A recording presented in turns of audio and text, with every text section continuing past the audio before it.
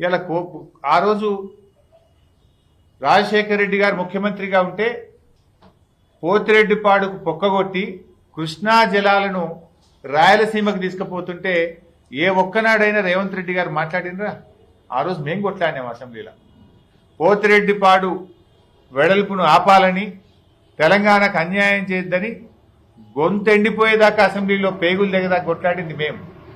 ఏ రోజైనా రేవంత్ రెడ్డి గారు మాట్లాడారని నేను అడుగుతా ఉన్నా.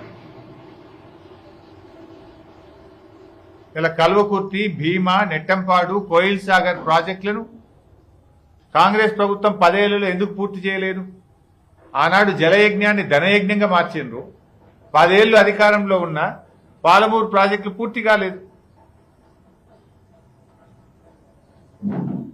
ఇవాళ కల్వకుర్తి ప్రాజెక్ట్ 2004లో కొబ్బరికాయ కొడితే, 1984లో మొట్టమొదటి కల్వకుర్తి ప్రాజెక్టు కొబ్బరికాయ కొట్టారు. 1984లో కల్వకుర్తి ప్రాజెక్టు కొబ్బరికాయ కొట్టి 2014 దాకా మీరే అధికారంలో ఉన్నారు కాంగ్రెస్ తెలుగుదేశం పార్టీలు.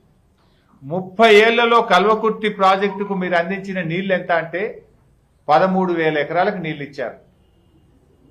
కానీ అదే కల్వకుర్తి ప్రాజెక్టులో కేసీఆర్ గారి నాయకత్వంలో రాత్రింబవళ్లు కష్టపడి 2,600 కోట్ల రూపాయలు ఖర్చు పెట్టి 3,07,000 ఎకరాలకు ఇలా కల్వకుర్తి ప్రాజెక్టు కింద మహబూబ్ నగర్ జిల్లాలో నీళ్లు ఇచ్చిన ఘనత కేసీఆర్ది, బీఆర్ఎస్ పార్టీది. 30 ఏళ్లలో మీరు 13,000 ఎకరాలకు నీళ్లు ఇస్తే మా హయాంలో 3,07,000 ఎకరాలకు కల్వకుర్తి ప్రాజెక్టు కింద నీళ్లు అందించాం. మేము పోయి రాత్రింబవళ్లు పనిచేయించాం. ప్రాజెక్టుల దగ్గరనే నిద్రపోయినాం. ప్రాజెక్టుల వెంటబడి, అధికారుల వెంటబడి పనులు చేయించి ఇలా 3,07,000 ఎకరాలకు కల్వకుర్తి కింద నీళ్లు అందించింది బీఆర్ఎస్ పార్టీ కాదా అని నేను అడుగుతా ఉన్నాను. నెట్టంపాడు ప్రాజెక్టులో కాంగ్రెస్ హయాంలో మీరు 10 ఏళ్ల అధికారంలో ఉండి 2,300 ఎకరాలకు నీళ్లు ఇస్తే బీఆర్ఎస్ పార్టీ కేసీఆర్ గారి నాయకత్వంలో 540 కోట్లు ఖర్చు పెట్టి 1,40,000 ఎకరాలకు మేము నీళ్లు అందించాం. అదేవిధంగా భీమా ప్రాజెక్టు, కాంగ్రెస్ ప్రభుత్వ హయాంలో భీమా ప్రాజెక్టు కింద కేవలం 12,000 ఎకరాలకు మీరు నీళ్లు అందిస్తే 646 కోట్లు ఖర్చు పెట్టి 1,60,000 ఎకరాలకు మేము నీళ్లు అందించాం. కోయిల్ సాగర్ ప్రాజెక్టు కింద లిఫ్ట్ పనులు మీరు పెండింగ్ లో పెట్టి పూర్తి చేయకపోతే బీఆర్ఎస్ పార్టీ అధికారంలోకి వచ్చిన తర్వాత 157 కోట్లు ఖర్చు పెట్టి కోయిల్ సాగర్ కింద 32,000 ఎకరాలకు సాగునీరు అందించాం. ఈ 4 ప్రాజెక్టుల కింద బీఆర్ఎస్ ప్రభుత్వం వచ్చిన తర్వాత మేము 6.5 లక్షల ఎకరాల సాగులోకి తెచ్చాం. ఈ 4 ప్రాజెక్టులు మీరు పెండింగ్ లో పెట్టి ప్రాజెక్టుల పేరే పెండింగ్ ప్రాజెక్టులుగా మారిపోయి ప్రజలను నిరాశ నిస్పృహలకు లోన్ చేసి వలసలకు కారణమయ్యి రైతు ఆత్మహత్యలకు కారణమైంది కాంగ్రెస్ పార్టీ. మీ హయాంలో కాంగ్రెస్ తెలుగుదేశం పార్టీలు రెండు కలిపి మీరిచ్చింది 27,000 ఎకరాలకు నీళ్లు ఇచ్చారు. కానీ ఈ 4 ప్రాజెక్టుల కింద బీఆర్ఎస్ ప్రభుత్వం 6.5 లక్షల ఎకరాలకు మహబూబ్ నగర్ జిల్లాలో నీళ్లు ఇచ్చి వలసలు వాపసు వచ్చేటట్టు చేసినాం. బొంబాయి బస్సులు బంద్ చేసే పరిస్థితి వచ్చింది. మీ హయాంలో మహబూబ్ నగర్ జిల్లా బిడ్డలు వలసలు పోతే మేము పక్క రాష్ట్రాల పని కోసం మహబూబ్ నగర్ జిల్లాకు వచ్చేటట్టు చేసిన ఘనత కేసీఆర్ది, బీఆర్ఎస్ పార్టీది.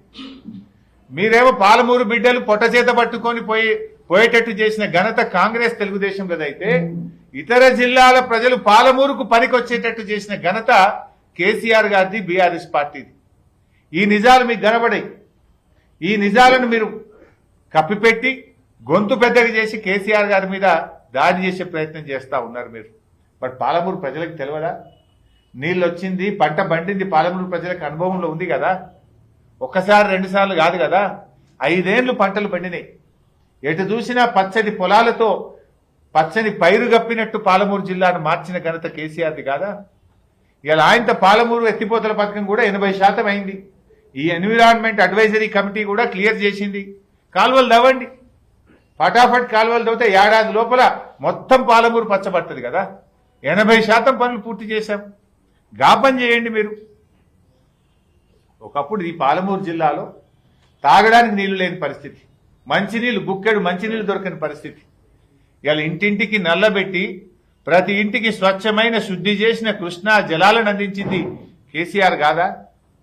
నల్లమల అడవుల నుంచి హైదరాబాద్ వరకు విస్తరించిన సువిశాల పాలమూరు జిల్లాను ఇవాళ కొత్త జిల్లాలు ఏర్పాటు చేసి, కొత్త రెవెన్యూ డివిజన్లు ఏర్పాటు చేసి ఇవాళ పరిపాలనను పాలమూరు జిల్లా ప్రజలకు అందుబాటులోకి తెచ్చింది కేసీఆర్ కాదా?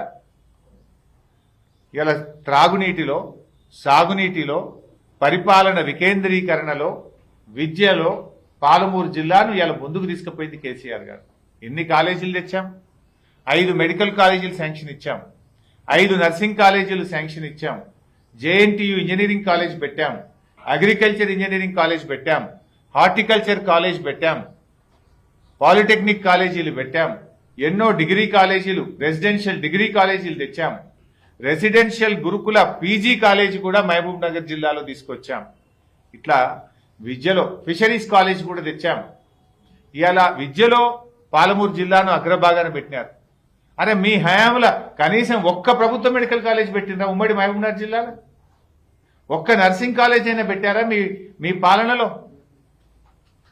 60-70 ఏళ్ల కాంగ్రెస్ తెలుగుదేశం పాలనలో ఒక్క మెడికల్ కాలేజ్ తెలియ మీ ముఖానికి. ఇవాళ విద్యను వైద్యాన్ని అందుబాటులోకి తెచ్చిన ఘనత కేసీఆర్ది, బీఆర్ఎస్ పార్టీ. పాలమూరు ప్రజలకు ఆపద పడితే పొట్ట చేత పట్టుకొని ఉస్మానియా హాస్పిటల్కు హైదరాబాద్కు రావాల్సిన పరిస్థితి ఉండే. కానీ ఈరోజు మహబూబ్ నగర్లో 500 పడకల ఆసుపత్రి, ఇలా నాగర్ కర్నూలులో టీచింగ్ హాస్పిటల్, గద్వాలలో టీచింగ్ హాస్పిటల్, వనపర్తిలో టీచింగ్ హాస్పిటల్, నారాయణపేటలో టీచింగ్ హాస్పిటల్. పేదలకు వైద్యాన్ని అందుబాటులోకి తెచ్చింది కూడా కేసీఆర్ గారు, బీఆర్ఎస్ ప్రభుత్వం. ఇలా గొంతు పెద్దగా చేసుకొని అరిచినంత మాత్రాన అబద్ధం నిజం కాదు. చేసిన పని కూడా ఎక్కడికి పోదు. నిజంగా మీకు చేతనైతే, మీకు పాలమూరు ప్రజల మీద ప్రేమ ఉంటే, మా ప్రభుత్వం ప్రారంభించి 80% పూర్తి చేసిన పాలమూరు రంగారెడ్డి ఎత్తిపోతల పథకానికి యుద్ధ ప్రాతిపదికన కాలువలు తవ్వండి, ఏడాదిలోగా ఆ కాలువల్లో నీళ్లు పారించాలని చెప్పి మీ చిత్తశుద్ధి నిరూపించుకోవాలని చెప్పి నేను కోరుతా ఉన్నా. రేవంత్ రెడ్డి గారి భాష కూడా ఒక రకంగా తనను తాను తక్కువ చేసుకుంటున్నాడు. ఎందుకంటే పేగులు మెడలు వేసుకొని తిరుగుతా అని అంటున్నాడు. పేగులు మెడలు వేసుకొని ఎవరు తిరుగుతారా? మనుషులు తిరుగుతారా? రాక్షసులు తిరుగుతారా? ఎవరు తిరుగుతారు? అది ఒక ముఖ్యమంత్రి మాట్లాడే భాషన? రాజ్యాంగబద్ధమైన పదవిలో ఉండేటువంటి వ్యక్తి మాట్లాడేటువంటి భాషన ఇది? పడిగట్టు పదాలతోనో పరుష పదజాలంతో పాలన చేస్తా అంటే కుదరదు.